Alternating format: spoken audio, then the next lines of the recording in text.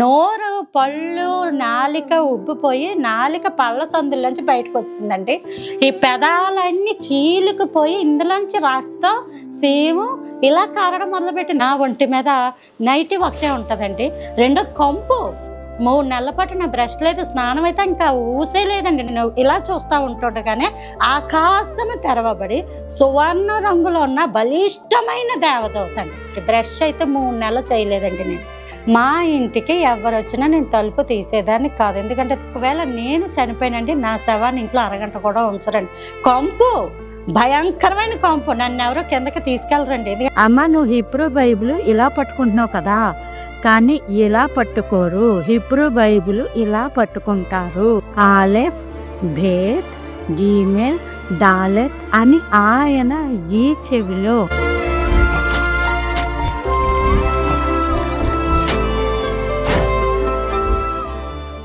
Praise the Lord. నేను మీ తమ్ముడు జోషిని. ఈ లోకంలో ఉన్నవారికి సాధ్యం కానిది దేవునికి సమస్తము సాధ్యమే. ఎందుకంటే ఈ సృష్టిని చేసిన వాడు ఆ దేవుడే. ఈ సహోదరి జీవితంలో ప్రతిరోజు ఒక ఘటనే. తప్పకుండా మొదటి నుంచి చివరి వరకు ఈ సాక్ష్యం చూడండి. అలాగే అనేక మందికి ఈ వీడియో షేర్ చేయమని కోరుచున్నాను. Praise the Lord. హల్లెలూయా. ప్రభు యొక్క మహోన్నతమైన నామాన్ని బట్టి మీ అందరికీ నా వందనాలు. బ్రదర్ జోషి గారి ద్వారా నేను ఈ విధంగా చెప్పడానికి దేవుడు కృప చూపించారు. సమస్త మహిమ ఘనత ప్రభు అయిన యేసుక్రీస్తు ప్రభుల వారికి కలుగును గాక. బ్రదర్, మరి మేము దేవుని కృపను బట్టి మొదటగా హైందవులో మేము 1960వ సంవత్సరంలో మా నాన్నమ్మ గారు ప్రభువుని అంగీకరించారు.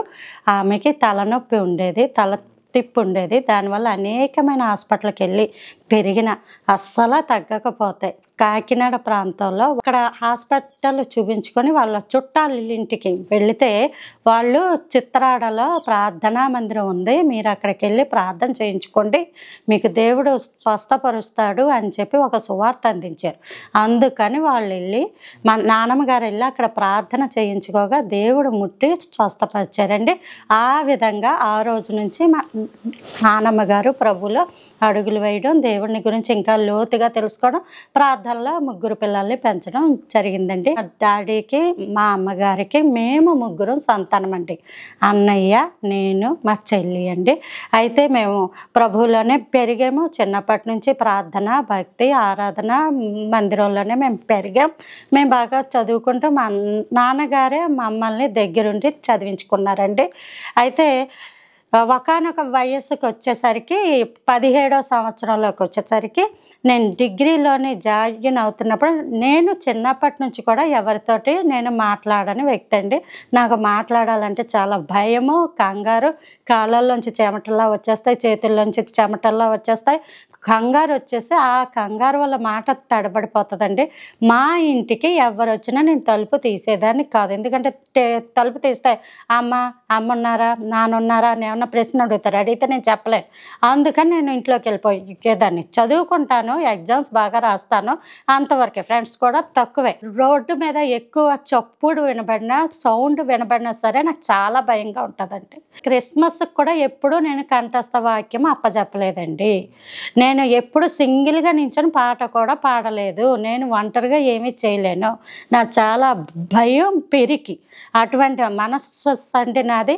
దానితోడు నేను డిగ్రీలోని జాయిన్ అవ్వేటప్పుడు ఇంటర్ వరకు అయితే ఎడ్యుకేషన్ అంటే మాకు అంత భయము ఏమీ ఉండేది కాదు.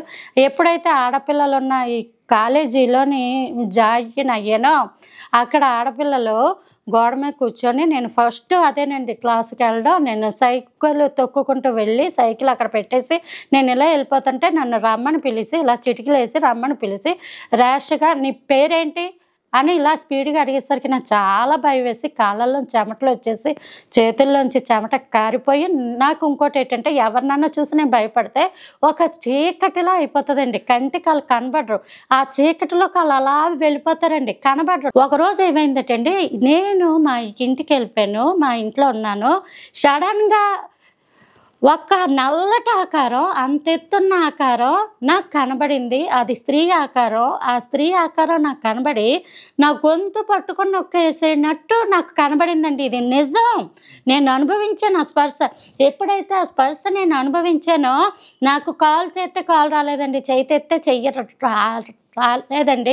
ఆవిడ అలా కనబడేదండి, నాకు నిత్యం కనబడేది మా ఇంట్లో. రియల్గా కనపడేదమ్మా? రియల్గా కనబడేదండి. ఇలాగా మిమ్మల్ని ఎలాగ నేను చూస్తున్నానో ఆవిడని అలా నేను చూసేదాన్ని. స్పర్శ తెలిసిపోయేది. ఆవిడ వచ్చి నా పక్కన కూర్చుంటే నాకు స్పర్శ తెలిసిపోయేది. పడుకున్నప్పుడు వచ్చి అమాంతంగా మీద పడిపోతే స్పర్శ తెలిసిపోయేది. జుట్టు నొక్కేసిన, ఈ పేక నొక్కేసిన స్పర్శ తెలిసిపోయేది. ఆ భయం ఎంతవరకు అయిపోయిందంటే, కాలేజీలో ఎలాగైతే మాట్లాడలేదో ఇంట్లో కూడా మాట్లాడడం మానేశాను. ఏంటిది మాట్లాడటం లేదు అనుకునేవారు. కాలేజీకి వెళ్ళిన క్లాస్ రూమ్కి వెళ్ళలేక, ఎందుకంటే చేవాట్లు తినలేక, అటెండెన్స్ పలకలేక, గ్రౌండ్లో ఒక రౌండ్ వేసేసి మళ్ళీ సైకిల్ తొక్కుని క్లాస్ అయ్యే వరకు, ఆ రోజు పొద్దున్న సాయంకాలం వరకు ఊరు అంతా వీధంతా అలా తిరిగేసుకుని కూర్చుని పోయేదాన్ని. దాన్ని మరలా ఇంటికి వచ్చేసేదాన్ని. ఒకసారి ఏమైందంటే అటెండెన్స్ షార్టేజ్ వచ్చింది. ఎప్పుడైతే షార్టేజ్ వచ్చిందో, నువ్వు వెళ్ళి మీ డాడీ వాళ్ళని తీసుకురమ్మని అందులో మా ఫోన్ నెంబర్కి ఫోన్లు చేస్తే మా డాడీ అమ్మ వచ్చేస్తే అదేంటండి మా అమ్మాయి రోజు వచ్చేస్తుంది, పలానా సమయానికి వచ్చేస్తుంది, ఇప్పుడు వస్తుంది ఏంటి, దిగిదిగో క్లాసెస్ అవి అవుతాయి కదా, ఇవన్నీ చెప్పాను అన్నప్పుడు మా డాడీ వెళ్ళి ఇలా చూస్తే, ఈ అమ్మాయ ఏది ఆన్సర్ చెప్పదు, ఈ అమ్మాయి ముద్దు పిల్ల, ఈ అమ్మాయి అటెండెన్స్ పలకదంటే మా డాడీ చాలా బాధపడిపోయారు. అదేటమ్మా ఇంత బాగా చదువుతావు. ప్రైజులు కూడా వచ్చేయండి అంతకుముందు, నాకు అవార్డులు కూడా వచ్చి వింటర్లోని అన్నిట్లో ఫస్ట్ ర్యాంక్ వస్తుంది. ఎందుకమ్మా నువ్వు ఇలా అవుతుందంటే, క్లాస్కి రాదండి, గ్రౌండ్లో ఉంటుందండి, ఎప్పుడు ఒక దయ్య కూర్చుంటుందండి, అలాగే ఎడుతూ కూర్చుంటుందండి, ఆ అమ్మాయిని ఒకసారి హాస్పిటల్లో చూపించండి అంటే, మా డాడీ అప్పుడు నన్ను అడిగితే నేను మాట్లాడలేకపోతున్నాను డాడీ, నా భయం వేస్తుంది డాడీ, నాకు ఇలా ఒక ఆడావిడ కనబడుతుంది డాడీ, గొంతు నొక్కేస్తుంది డాడీ అంటే, అయ్యి బాబాయ్ అని ఎంత బాధపడిపోయారో మమ్మీ డాడీ. నన్ను చూపించని ఇంగ్లీష్ మెడిసిన్ లేదండి, ఇంగ్లీష్ మందులన్నీ వాడించారు. వాళ్ళు నిద్రపోవడానికి ఇచ్చేసేవారు, మైండ్ సర్దుకుంటుందేమని. లేదండి, దానివల్ల ఉపయోగం లేదు. తర్వాత హోమియోపతి తీసుకెళ్ళారు, సరస్వతి లేహ్యం అని చెప్పి అది వాడించారు. ఆ మాట ఏమన్నా స్పీడ్గా వస్తుందేమని. నాకు మాటలు రావని కాదండి, వచ్చు మాట్లాడడానికి భయం, నన్ను మాట్లాడొద్దని నన్ను ఒకరు హ్యాండిల్ చేస్తున్నారంటే అర్థమయ్యేది కాదు. మీకు వయసు పెరిగే కొలది భయం పెరుగుతూనే ఉండేది? బాగా పెరిగిపోయిందండి. ఇంకెంత భయం అంటే అంత భయం కదండి. 17వ సంవత్సరం నుంచి నాకు భయం పెరిగిపోయింది. ఇంకా చాలా భయం. మనుషులు అన్నా భయమే, వస్తువులు అన్నా భయమే. కదులుతున్న రిమోట్ కార్లు చూసినా, కదులుతున్న వస్తువులు ఏం చూసినా అవి నా మీదకి వచ్చేస్తే ఇప్పుడు అన్న భయమే ఉండేదండి నాకు. నా చేత ఎలా అన్నా మాట్లాడించాలి, భయం పోగొట్టాలని మా ఇంట్లో మా డాడీ, మమ్మీ, అన్నయ్య, చెల్లి నన్ను మాట్లాడించడానికి కానీ కూర్చోబెట్టి ఎన్ని చెప్పినా నేను మాట్లాడనండి. బెదిరించినా మాట్లాడను, కొట్టినా మాట్లాడను, నేను తిట్టినా మాట్లాడు. కానీ ఏనాడు కొట్టలేదండి, కొట్టినా తడవడు చేసినా నేను మాట్లాడాను. ఇంకా నాకు ఎన్ని ప్రయత్నాలు వాళ్ళు చేసినా ఇది శూన్యం అనిపించి ఆ కాడికి తీసుకెళ్ళి నన్ను హోమియోపతి వాడించారండి, ఆయుర్వేదం వాడించారండి. ఆ తర్వాత రాజమండ్రిలో హిప్నాటిజానికి కూడా తీసుకుని వెళ్ళి హిప్నాటిజం చేస్తే అన్న ఈ అమ్మాయికి మానసికమైన ఆరోగ్యం వస్తుంది, హుషారు వస్తుంది, భయం పోతుంది ముఖ్యంగా అని చెప్పి నాకు అక్కడికి తీసుకెళ్తే అండి, అక్కడ కూడా సార్ కూడా చెప్పారు, అమ్మ నీకేం పర్లేదు, నువ్వు మాట్లాడగల పడుకుంటావు అని చెప్పి పడుకోబెట్టి, ఆ తర్వాత కూడా నువ్వు మాట్లాడగలవు, నీకు ఆలోచు, నీ చదివిందంతా జ్ఞాపకం ఉంటుంది, నీకు ఏం పర్వాలేదు మాట్లాడతా అని చెప్పారు. కానీ నాకు ఒంటరితనం అంటేనే భయం అండి. ఆయన ఒంటరిగానే చెప్పేవారు. పైపెచ్చి ఇంటికి వచ్చే కూడా హిప్నాటిజం చేసుకోమా, నువ్వు తలుపు గడపెట్టి ఒక్కదానివి కూర్చొని కళ్ళు మూసుకొని నీతో నువ్వు మాట్లాడుకునేవారు. దాన్ని నాకు అస్సలా చేయలేకపోయేదానండి. నేను వచ్చేదాన్ని తలుపు గడెట్టుకునేదాన్ని, అంతవరకే. తలుపు తీయడం అన్నది నా వల్ల కాదు. ఎందుకంటే ఎప్పుడైతే తలుపు గడెడతానో నాకు ఆ రూమ్లో ఎవరు ఏం కనపడరు, కానీ నాకు మాత్రం ఒక స్త్రీ రూపం కనబడుతుంది. ఆవిడ వెంటనే నా మీద పడిపోతుంది, నా చెయ్యి నొక్కేస్తుంది, నా పేక నొక్కేస్తుంది, నా బాడీ అంతా తన హ్యాండిల్లోకి వెళ్ళిపోద్దండి.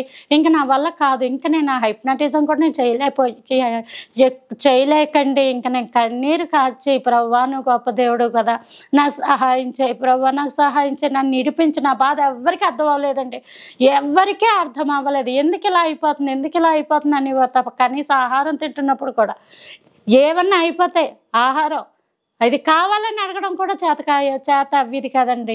నన్ను విడిపించే వాళ్ళు ఎవరూ లేరు. మేము చిన్నప్పటి నుంచి ప్రభువులోనే పెట్టాం. మమ్మల్ని సేవకులు ఎత్తుకొని పెంచారు. మేము సేవకులు ఒళ్ళో ఉన్నాం. మా చిన్నాన్నగారే మా పాస్టర్ అండి. నేను ప్రార్థించాను ప్రభువుని.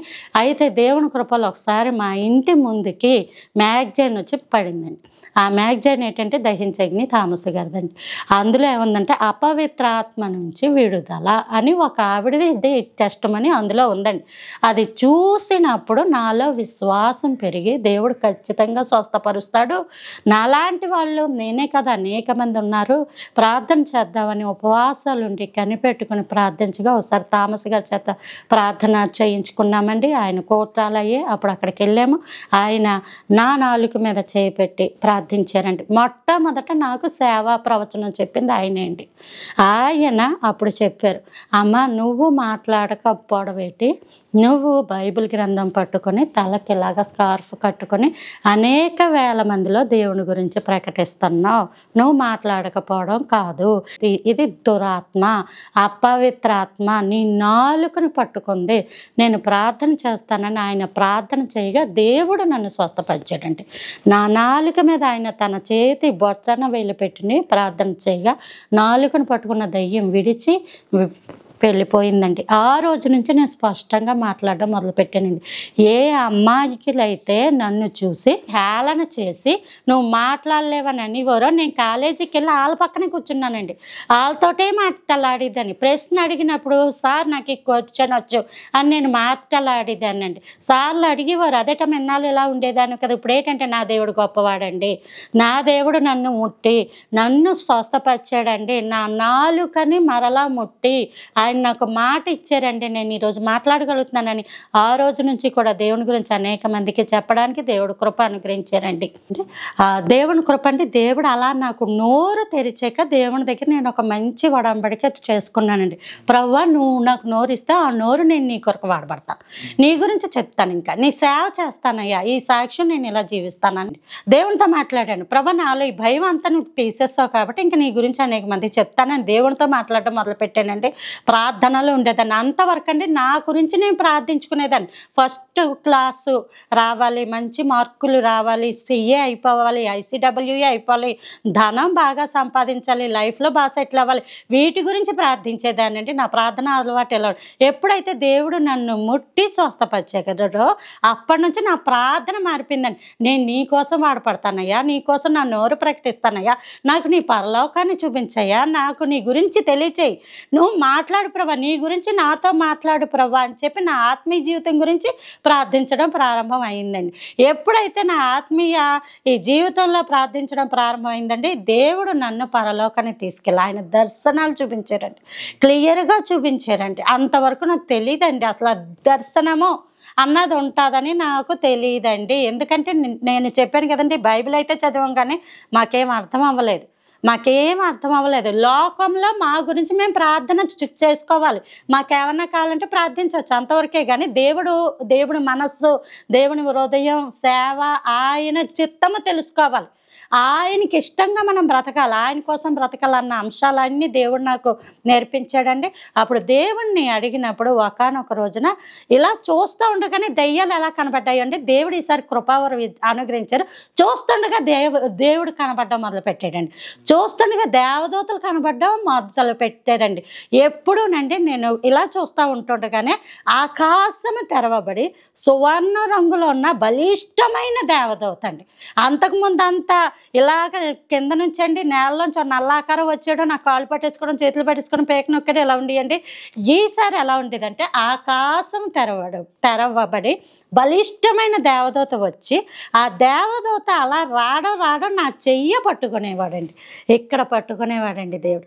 ఇక్కడ పట్టుకుని ఆ దేవదూత నన్ను అలా తీసుకుని వెళ్ళడం ప్రారంభించాడండి. ఒకానొక రోజున దేవుడిని అడిగానండి, నాకు పరలోకాన్ని చూపించవా ప్రభా, నీ గురించి ప్రకటిస్తున్నాను కదా, నేను చూసి చెప్పాలి కదా అని అడిగినప్పుడు అండి దేవుని కృపలో దేవుడు నన్ను అలా పరలోకము తీసుకెళ్ళారండి. ఆ తీసుకెళ్ళినప్పుడు అండి చుట్టూ అనేక మంది ఉన్నారు. వాళ్ళకి నేను తెలుసంట, వాళ్ళ చూపులు ఎలా ఉన్నాయంటే ఈ అమ్మాయ మాకు తెలుసు అన్నట్టున్నాయండి. కానీ నాకు వాళ్ళు తెలియదు. అలా వెళ్ళిపోతున్నామండి. నాతో ఉన్న వ్యక్తి నా చేయి పట్టుకుని అలా తీసుకెళ్తున్నారు. ఒకానొక చోటుకి వచ్చేసరికి అండి 5 సువర్ణంతో చేయబడిన స్తంభాలు క్లియర్గా ఉన్నాయండి. నేను చూశాను. వాటికి కళ్ళు, ముక్కు, నోరు ఉన్నాయి, కానీ అది స్తంభం అండి. ఇలాగ ముట్టుకుందాం అనిపించేది. ఈ లోపల నన్ను ఒక బలిష్టమైన దేవదూత తీసుకెళ్ళారు కదండి. ఆయన స్తంభాలు ఏదో మాట్లాడుకుంటున్నారు, సంభాషణ అవుతుంది, కానీ అదేంటో భాష నాకు అర్థం అవ్వలేదండి. ఈలోగా అక్కడికి వెలుగండి, వెలుగు అలా నడుచుకుంటా వచ్చింది. ఎప్పుడైతే వెలుగు అక్కడికి అలా వచ్చిందో నేను ఈ యొక్క స్తంభం, నాతో పాటు ఉన్న దేవదూత చెయ్యి విడిచిపెట్టి ఆ వెలుగు చేయి పట్టుకున్నానండి. ఆ వెలుగులోకి నా చేయి పెట్టి చెయ్యి పట్టుకుంటే అప్పుడు అడిగాను, ప్రభువా వీళ్ళెవరు అని అడిగితే ప్రభు అన్నారు, నువ్వు వెళ్ళి వాళ్ళను ముట్టుకో అన్నారండి. అప్పుడు నేను పరుగున వెళ్ళి 5 స్తంభాలు ఉన్నాయి కదండి, మొదటి నుంచి 2వ స్తంభం ఇలా మాట్లాడుతుండగా ఇలా అన్నానండి, ఇలాగన్నానండి. ఇలా తెలుసు, ఇప్పటికీ ఆ స్పర్శ నాకు తెలుసండి. ఇలా అన్నానండి, వచ్చానండి. మరలా వెలుగు చెయ్యి ఇలా పట్టుకుంటే ప్రభువు అన్నారు, అపోస్తలులు, ప్రవక్తలు, సువార్థికులు, పరిచారకులు, కాపరులు అనే 5 పరిచర్యలే 5 స్తంభాలు అన్నారండి. దేవుని కృప. అందులో నేను వెళ్ళి ముట్టుకున్నది ప్రవక్తల అభిషేకం అంటండి. మొదటి నుంచి 2వది. నువ్వు ప్రవక్తల అభిషేకాన్ని ముట్టుకున్నావు కాబట్టి నిన్ను ప్రవక్తగా నేను నిల్చోబెడుతున్నానని దేవుడు నాకు చెప్పాడండి. అలా దేవుడి యొక్క కృప అండి నాకు. అది అలా ఉంటుండగా వివాహం అయ్యిందండి. వివాహం అయ్యాక నాకు మా పాప పుట్టింది. ఫ్యామిలీ అంతా డిస్టర్బ్ అయ్యిందండి.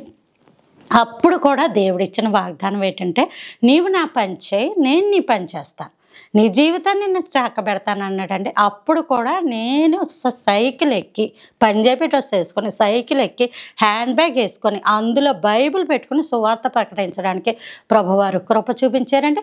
దేవుని మహోన్నతమైన కృప వల్ల అలా సువార్త ప్రకటిస్తున్నప్పుడు లోకంలో అనేక మంది ఎన్నో అన్నారండి. మొదట నీ కుటుంబాన్ని నువ్వు సరి చేసుకో, నీ జీవితాన్ని నువ్వు సరి చేసుకో, నీ బ్రతుకే బాగాలేదు, ఇప్పుడు ఎలా నువ్వు సువార్తకి వెళ్తున్నావు అని అడిగిన వాళ్ళు కూడా నాకు ఉన్నారండి. కానీ ప్రభు దగ్గరికి వచ్చి ఆ మాటలు చెప్తే దేవుడు ఒకటి అన్నాడు, నువ్వు విన్నావు, నేను చూచాను అన్నాడండి. నా దేవుడు అంత గొప్ప దేవుడు.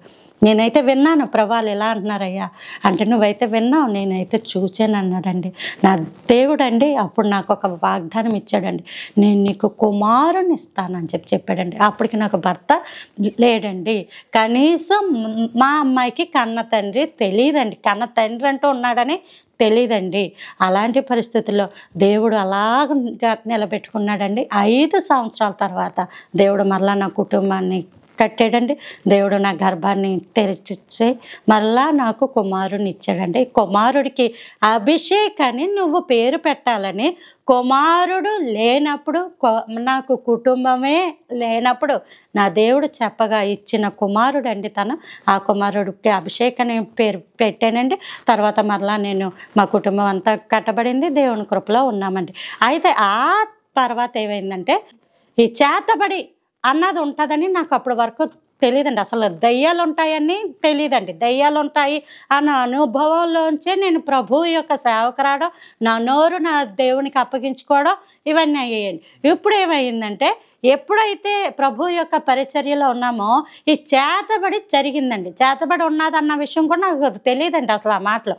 అయితే ఏమైందంటే, సడన్గా నా నాలుక కిందన ఈ కుండలు ఇక్కడ వేసేయండి అంగుట్లో, ఈ నాలుక కిందన అదేమైపోయిందంటే ఒక్క రోజు కల్లా ఈ పైన అంటుకుపోయాయి. అంటే గడ్డల కింద, ఆ గడ్డలండి ఇలాగా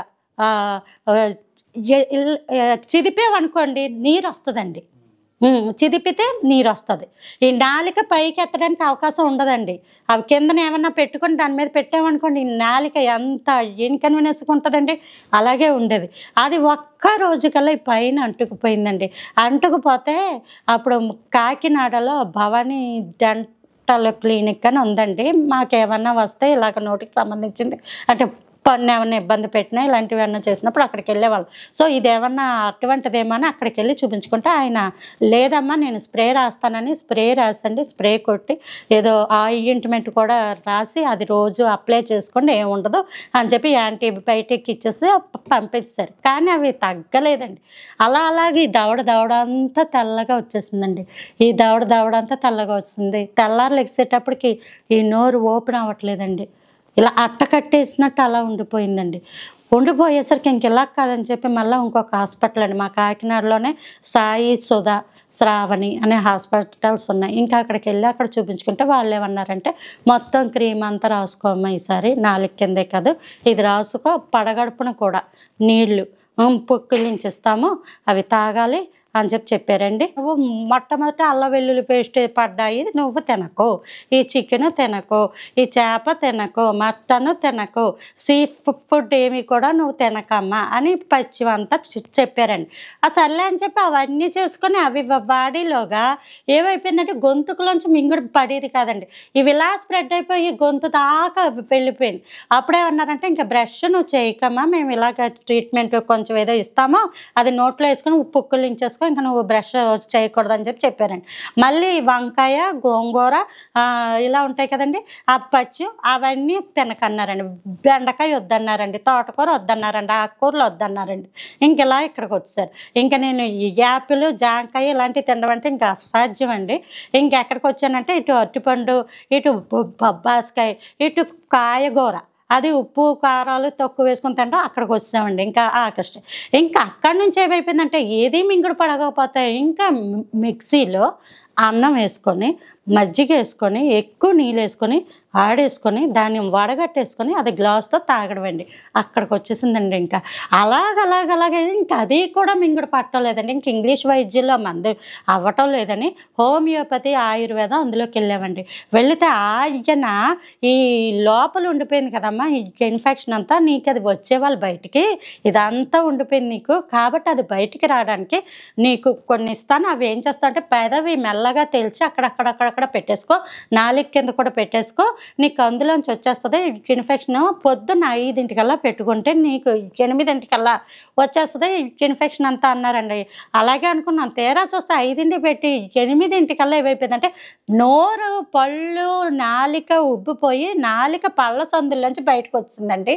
ఈ పెదాలన్నీ చీలుకుపోయి ఇందులోంచి రక్తం సీము ఇలా కారడం మొదలుపెట్టింది. ఇన్ఫెక్షన్ వస్తుందంటే ఇలా బయటకు వస్తుంది అనుకోలేదు మేము, మాకు అలా అర్థవాల ఇన్ఫెక్షన్ వెళ్ళిపోద్దేమో స్టమక్లోంచి అనుకున్నాం, కానీ అలా అవ్వలేదండి, ఇలా బయటకు వచ్చేసింది. ఎప్పుడైతే ఇన్ఫెక్షన్ ఇదంతా అయిపోయిందో గొంతుకు దగ్గర ఇంకొన్న చిన్న ద్వారం కూడా మూసిపోయిందండి, చిన్న ద్వారం కూడా మూసిపోయింది. ఈ పెదవి అంటుకుపోయిందండి, అనేది సీమ్ కదండి. అంటే నీళ్ళు తాగడానికి కూడా అవకాశం లేదండి. నీళ్ళు తాగడం నోట్లో ఉమ్ము కూడా మింగలేనండి, ఉమ్ము కూడా ఇలా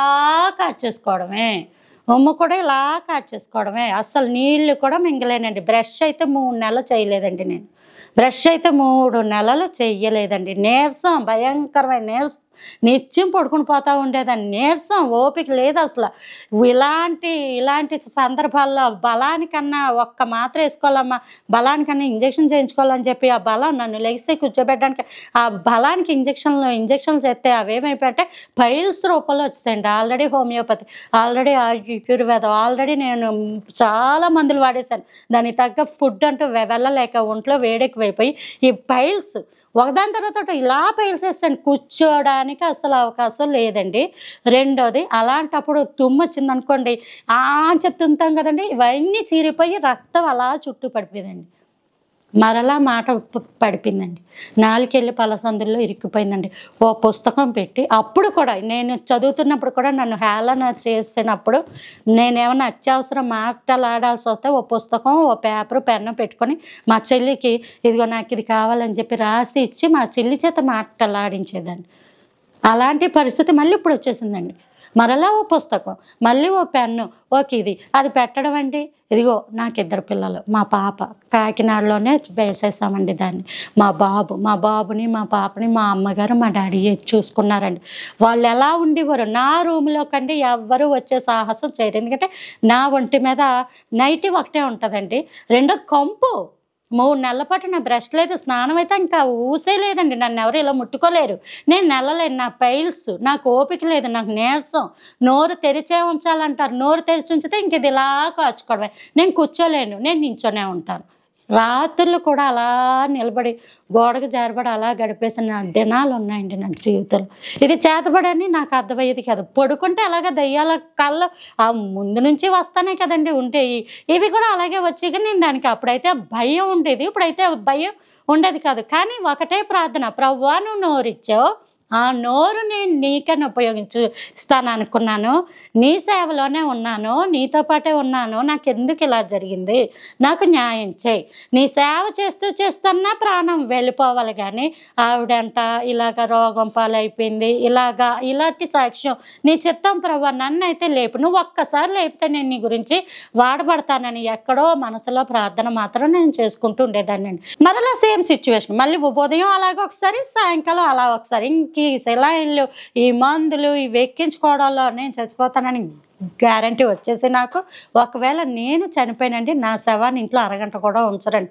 కంపు, భయంకరమైన కంపు, నన్ను ఎవరు కిందకి తీసుకెళ్ళరండి. ఎందుకంటే ఎవరైనా మోసుకొని తీసుకెళ్తే ఒళ్ళంతా సీము, కంపు, వాళ్ళని అంత ఇబ్బంది పెట్టకూడదు.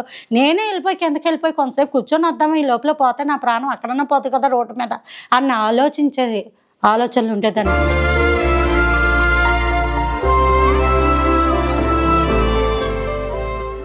ఓ పక్కన కూర్చోలేను. అస్సల నా పరిస్థితి చాలా అధ్వాన్నంగా ఉందండి. తర్వాత హాల్లోనే సోఫా ఉంటుందండి. మా అమ్మగారు నన్ను జాగ్రత్తగా అక్కడ కూర్చోబెట్టేసి ఆ బెడ్రూమ్లో ఉన్న మా నాన్నగారు దగ్గరికి వెళ్ళి పరిస్థితి అంతా చెప్తానే ఉన్నారు. వాళ్ళు కన్నీరు కారుస్తానే ఉన్నారు. నాకు అంతా అర్థమైపోతుంది అనుకున్నాను నేను. ఇంక అయిపోయింది, చివరి రోజుకి వచ్చాను అని నా కూతుర్ని మమ్మీ డాడీ వాళ్ళకి ఇచ్చేద్దాం, నా కొడుకునైతే మా అవ్వబారికి ఇచ్చేద్దాం, దేవుడే అలా చూస్తాడని చెప్పి నేను అలా ఆలోచనలో ఉన్నానండి. నేను అలా సోఫాలో కూర్చొని ఇంకున్నానండి. మా ఇంట్లో ఎప్పుడు కూడా చేసి అన్నం శ్యామ్ కిషోర్ గారి ప్రసంగాలు వింటూ ఉంటాము. టీవీలో అలా పెట్టి ఉంచుతామండి. అయితే ఆయన టీవీలో హైదరాబాద్లో ఉన్నారు, నేను మా కాకినాడలోనే మా ఇంట్లో సోఫాలో కూర్చొని ఉన్నానండి. నాకు సరైన వస్త్రాలు కూడా వేసుకోవడం అవ్వదు, ఎందుకంటే నా శరీరం అంతా పీక్కుపోయింది. సీము డ్రెస్ ఎక్కడికక్కడ అలా కారిపోతూ ఉన్న పరిస్థితి అండి నాది. నేను సరిగ్గా కూర్చోలేను, నాకు పైల్స్ ఉన్నాయి. అటువంటి నాకు ఆ పరిస్థితిలో ఆయన టీవీలో ఉన్నారు. ఆయన ప్రసంగము చెప్తా అంటున్నారండి, ఇదిగో నీవు సోఫాలో కూర్చున్నావు, నువ్వు నైటీ వేసుకున్నావు, నీవు దేవుని సేవకురాలివి, నీవిక బ్రతకవు, నువ్వు చనిపోతావని డాక్టర్లు ఇప్పుడు చెప్పారు, నీది గొంతు క్యాన్సర్ అని చెప్పారు. కానీ నా దేవుడు చెప్తా అన్నాడు, నువ్వు విశ్వాసంతో ఏకీభవించు, ఇది చేతబడి ఇప్పుడే ప్రార్థన చేస్తున్నాను, ఇప్పుడే దేవుడు నిన్ను ముట్టి స్వస్థపరుస్తాడు అని ఆయన టీవీలో ఉండగా మాట్లాడారు. నన్నే కదా హాస్పిటల్ ఇప్పుడే కదా చెప్పారు, నేనే కదా చనిపోతానని చెప్పారు. ప్రభువా నాకు సహాయం చేయవా, నువ్వు ఒక్కసారి నన్ను బ్రతికిస్తే నేను నా జీవితకాలం అంతా నీ సేవలో ఉంటానయ్యా అనే కన్నీరు కారుస్తూ ప్రార్థిస్తున్నానండి. వెంటనే దేవుడు చేసిన అద్భుతం, నిజంగా ఆ నాలిక పళ్ళ సందుల్లోకి వెళ్ళి ఉబ్బిపోయిన ఆ నాలిక ఈ పళ్ళ సందుల్లోంచి నోట్లోకి వెళ్ళిపోయిందండి. దేవుని ఉచితమైన కృప. అలాగే పైల్స్ ఏవైతే కిందకి దిగిపోయి ముళ్ళులుగా అయిపోయో ఆ పైల్స్ అన్ని ఒక్క ప్రార్థన ద్వారా నా దేవుడు కృప చూపించి ఆ పైల్స్ అన్ని లోనికి వెళ్ళిపోయాయి. నేను మామూలుగా కూర్చోగలిగాను. నోరు చూస్తే మామూలుగానే ఉంది, నాలుగు చూస్తే మామూలుగానే ఉంది. నేను ఇక్కడ కూర్చున్నాను, హాల్లో కూర్చున్నాను. నేను బెడ్రూమ్లో ఉన్న మా అమ్మగారిని అమ్మ అని పిలిచేసరికి మా అమ్మ డాడీ చాలా కంగారు పడిపోయారు. ఇంక ఇది చనిపోతుందేమో బాబోయ్ అని చెప్పారు. పురుగున వచ్చేసి నా దగ్గర కూర్చొని పోయి, ఏంటమ్మా ఏంటి ఏంటి ఏంటి చెప్పు, నువ్వు మాట్లాడుతున్నావా నా దేవుడా దేవుడా దేవుడా దేవుడా అని కంగారు పడిపోతున్నారండి. నేను ఒక్కటే అన్నాను, అమ్మ ఆకలేస్తుంది, నాకు తినడానికి ఏమన్నా పెట్టామంటే నేను పెడతాను కానీ నువ్వు తినగలవా అడుగుతున్నావు అని మా అమ్మగారు కన్నీరు కార్చారండి.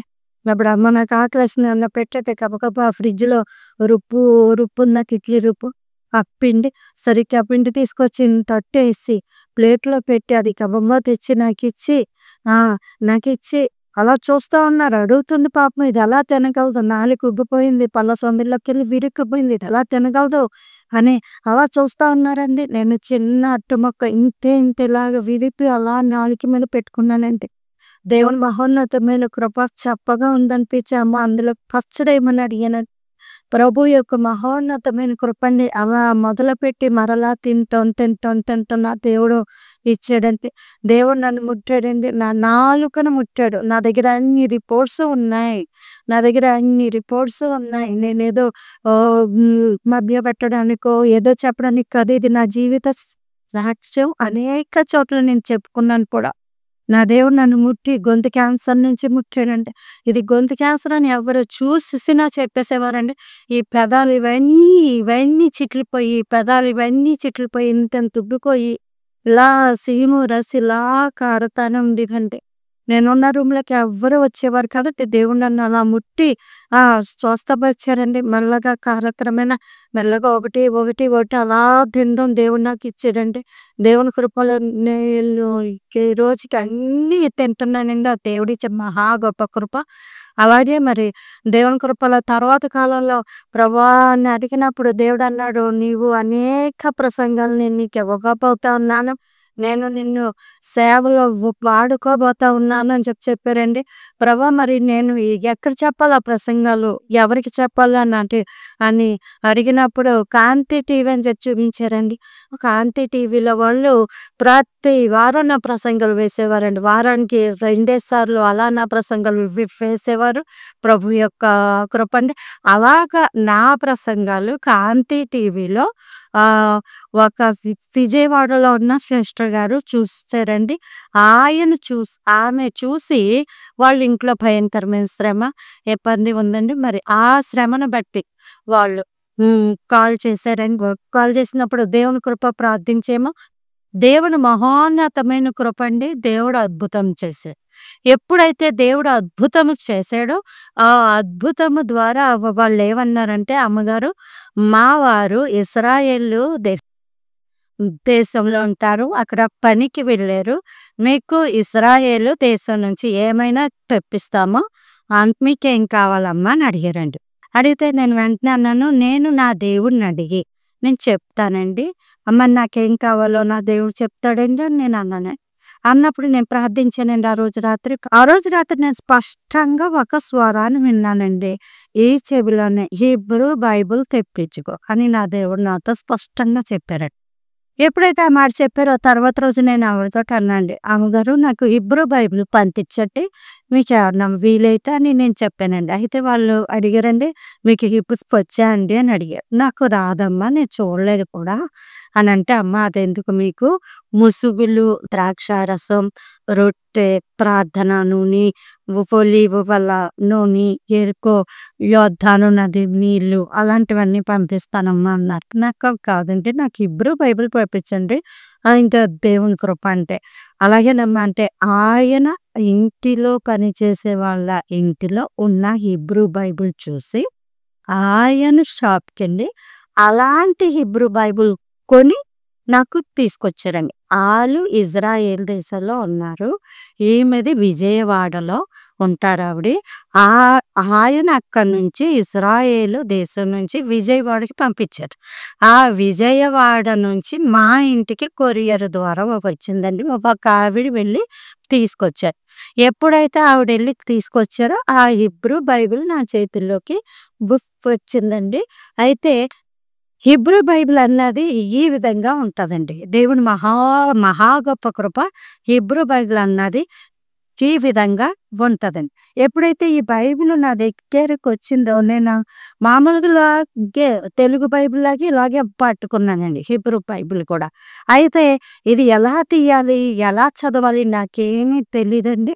ఇది చూసినప్పుడల్లా దీన్ని చదవాలి, దీంట్లో ఈ భాషను నేర్చుకోవాలి అన్న ఆతృత అయితే ఉండేదండి. దాని గురించి దేవుణ్ణి అడిగానండి. అనేక దినాలు ఉపవాసం ఉన్నాను. ప్రభువా నాకు సహాయం చేయవా, నాకు ఎందుకు ఇచ్చేవయ్యా హీబ్రూ బైబిల్ అని.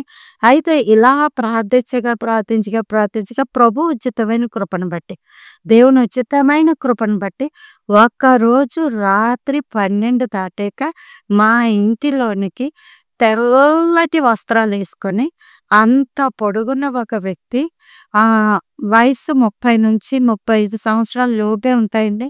చాలా లేత మొహం అయింది.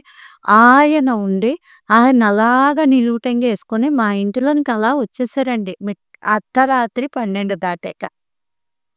ఆయన ఇంట్లోకొచ్చి అంటున్నారు, "అమ్మా నీవు హీబ్రూ బైబిలు చదువుతున్నావా?" అని అడిగారండి. నేను చదవటం లేదండి. నాకెవ్వరు నేర్పించట్లేదు. ఎవరిని అడిగినా నాకు రాదంటున్నారు. నాకెవ్వరు చెప్పకపోతే నాకెలా వస్తదండి హీబ్రూ బైబిలు, హీబ్రూ భాష అని నేను ఆయనతోటి గొడవాడుతున్నట్టు మాట్లాడుతున్నానండి. ఆయనన్నారు, "అమ్మా నేను నీకు నేర్పిస్తాను కదా!" అని ఆయన ఉన్న పాటు నాలో కూర్చొని, "అమ్మ నువ్వు హీబ్రూ బైబిలు ఇలా పట్టుకుంటున్నావు కదా! కానీ ఇలా పట్టుకోరు. హీబ్రూ బైబిలు ఇలా పట్టుకుంటారు. నువ్వు ఇలా తీస్తున్నావు కదా! అలా తీయరు. హీబ్రూ బైబిల్ ఇటు నుంచి తీస్తారు" అని ఆయన చెప్పారండి. నాకు ఒక వ్యక్తి తెల్లటి వస్త్రాలేసుకొని, అది దర్శనమా? కలా? లేపోతే నిజంగా వచ్చారా? తెలియదు. నేను పడుకున్నాను. నేను నిద్రపోయి ఉంటూ ఉన్నప్పుడే ఒక తెల్లటి వ్యక్తి ఇంట్లోకి రావడం నేను చూశానండి స్పష్టంగా. తేటగా చూశాను. ఆయన చూసి చెప్పారు, "ఇది ఇది నువ్వు ఇటుపక్క నుంచి చదవాలి" అని ఆయన చెప్తూ ఆలెఫ్, బేత్, గీమెల్, దాలెత్ అని ఆయన ఈ చెవిలో నేను ఈ చెవిలో మాట్లాడుతుంటే నా కంటికి అవలా రాసి కనబడుతున్నాయండి. రాసి కనబడి ఆయన చెప్తుంటే నేను చెప్తున్నాను ప్రొనౌన్సియేషన్.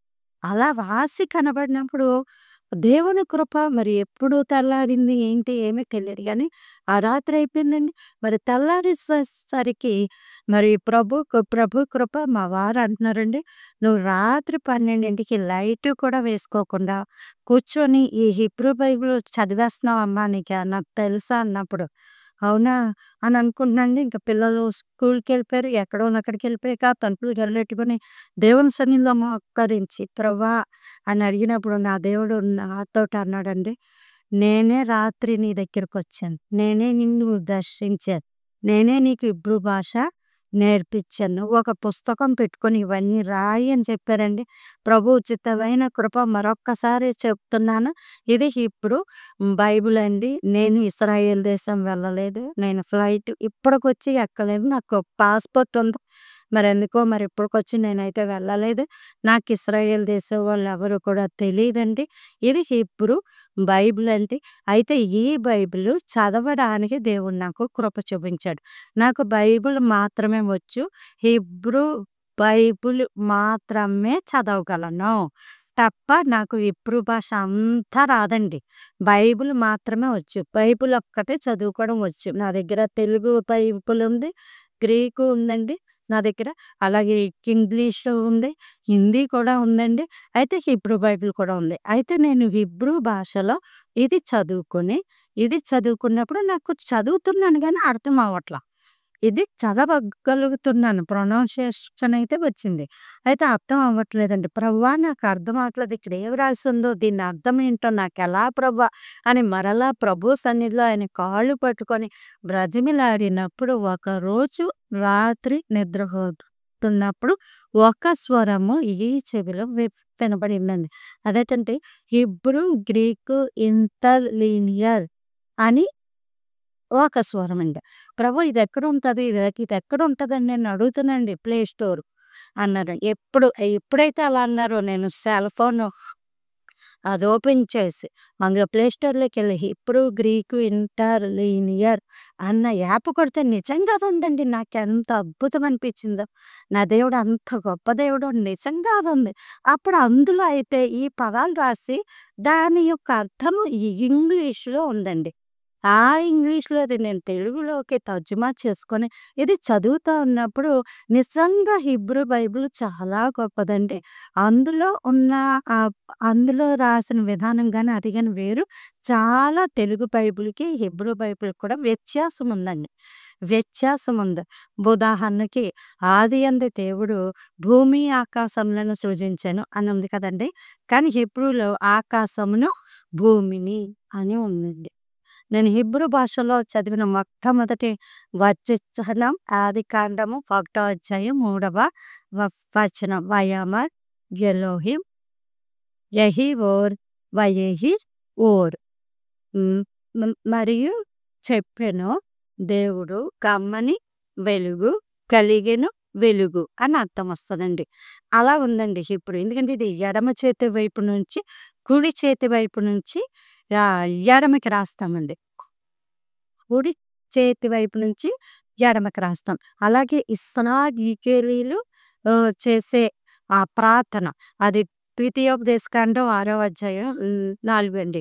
ఇశ్రాయేలు వినుము, మన దేవుడైన యెహోవా అద్వితీయుడగు యెహోవా. షమా ఇజ్రాయేల్ అడోనాయ్ ఎలోహేను అడోనాయ్ అహాద్. ఇది ఇశ్రాయేలీయుల యొక్క ప్రజల యొక్క ప్రార్థన అండి. అలాగే దేవుని కృపను బట్టి హీబ్రూ భాషలో అనేకమైన పాటలు రాయడానికి దేవుడు కృప చూపించాడంటే కొన్ని నేను పాడాను. ఒకటైతే నిస్సీ జాన్ గారి చేత పాట పాడించడానికి దేవుడు కృప చూపించారండి. ఆయన పాడే రెండో పాట యావే షెబోత్ ఖాదోష్ ఖాదోష్ ఖాదోష్. సైన్యములకు అధిపతియగు యెహోవా పరిశుద్ధుడు పరిశుద్ధుడు పరిశుద్ధుడు అని ఆ పాట రాయడానికి దేవుడు ఎంతగానో కృప చూపించాడండి. అలాగే హిబ్రూ భాషలో పరలోక ప్రార్థన ఉంది. నా దగ్గర ఉన్న ఈ బైబిల్లో పాత నిబంధన గ్రంథము ఉందండి, క్రొత్త నిబంధన గ్రంథం కూడా ఉంది. నేను ఏదైనా సరే ఇందులోనే చదువుకుంటున్నప్పుడు నాకెంతో తృప్తిగా ఉంటుందండి. ఎందుకంటే దానికి దీనికి చాలా వ్యత్యాసం ఉందండి. దేవుడు నాకు బైబిల్లోంచే హిబ్రూ బైబిల్ నేర్పించాడండి. అలాగే పరలోక ప్రార్థన అబీను షబా షమాయిం అంటే పరలోకమందున మా తండ్రి ఈతే ఖాదోష్ ఇష్టమేక, నీ నామము పరిశుద్ధపరచబడును గాక. తాబో మలెకుతెక, నీ రాజ్యము వచ్చును గాక. నీ చిత్తం పరలోకమందు నెరవేర్చున్నట్లు భూమి మీద నెరవేరును గాక. ఏ ఆషేహు రెత్సు నెకాకెమో భాషమాయిం కెన్ బా హెరెర్స్. నేడు మా అనుదిన ఆహారం మాకు దయచేయండి. ఎత్ లెహేం హుకీను తెన్ లాను హయోం. మేము మా రుణస్థులను క్షమించి ఉన్న ప్రకారం మా రుణములు క్షమించండి. పు సెలాహు లాను ఎత్ హొబోతేను ఖ అహాషేర్ సలాహేను గామ్ అహనహేను లేహయాబీను. ఏంది మమ్మను శోధనలోకి తేక దుష్టు నుంచి తప్పించండి. వే ఆల్ తిబియను లిది మిసోన్ ఠి ఇం అలెత్సెను మిన్ హరా. ఎందుకనగా రాజ్యము బలము మహిమ నిరంతరం నీవై ఉన్నావు తండ్రి. కి ఉ సలాహులాను ఎత్ హోపోతేను కా అహషే సలాహేను గమ్ అహనహేను. వే ఆల్ తిబియను లిది నిసోన్ కి హలెత్సెను మిన్హారా. కి లేక హమ్మ మెల్కాహు వేహా గెబురాహు వే హత్తి పెరేట్ లే హొలేమి వలామిం ఆమెన్. అలా ఉంటుందండి. మరి తెలుగులోనే ఎలా ఉందో హిబ్రూలో కూడా పరలోక ప్రార్థన హిబ్రూ భాషలో కూడా అలాగే ఉందండి. మరి దేవుని కృప. మీలో ఎవరైనా హిబ్రూ భాష నేర్చుకోవాలి అని ఆసక్తి ఉంటే మరలా నేను చెప్తా ఉన్నాను. నాకు హిబ్రూ బైబిల్లోంచి హిబ్రూ భాష తెలుసండి. నేను ఎక్కడా నేర్చుకోలేదు. నాకు ఈ బైబిల్లో తప్ప బయట విషయాలు వాళ్ళ యొక్క ఆహారపు అలవాట్లు వాళ్ళ యొక్క వస్త్రధారణ ఏది అడిగినా నేను చెప్పలేనండి. నా వల్ల కాదది. ఎందుకంటే నాకు తెలీదు. ఈ బైబిల్ మరి హిబ్రూ భాషలో కూడా చదవచ్చు కాబట్టి అది చదివినప్పుడు ఇంకా లోతైన అనుభవాలు లోతైన మర్మాలు అవన్నీ ఉన్నాయండి. మరి దేవుని కృప మీరందరూ నేర్చుకోవాలంటే నేర్పిస్తానండి. అలాగే ప్రభు యొక్క మహోన్నతమైన కృపను బట్టి ఆ స్తుతుల పుస్తకాలు రాయటానికి దేవుడు సహాయం అందించండి. 2011లో మా బాబు పుట్టినప్పుడు ఈ స్తుతుల పుస్తకాలు ఇందులో 1000 స్తుతులు ఉంటాయండి. ఇది తెలుగులోనే ఉంటుందండి. అలాగే ఇది ఇంగ్లీషు, దీనికే కాపీ అండి. అలాగే దేవుని కృపను బట్టి దేవుడు నాకు హిబ్రూ భాషని ఇచ్చిన తర్వాత హిబ్రూ భాషలో స్తుతులు రాయటానికి దేవుడు కృప చూపించారండి. హల్లెలూయా తీసే యెషేబు హిబ్రూ భాషేనండి. అయితే తెలుగులోనే రాసానండి.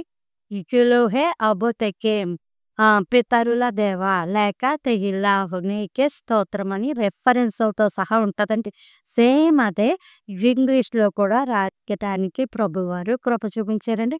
మరి దేవుని యొక్క మహోన్నతమైన కృప ఈరోజు ఈ విధంగా మరి జోషి గారి యొక్క యూట్యూబ్ ఛానల్‌లోకి మరి నేను రావడం, నా సాక్ష్యాన్ని మీతో పంచుకోవడం ఇదంతా దేవుడు అనుగ్రహించిన కృప. జోషి గారు మీకు నా హృదయపూర్వకమైన వందనాలండి.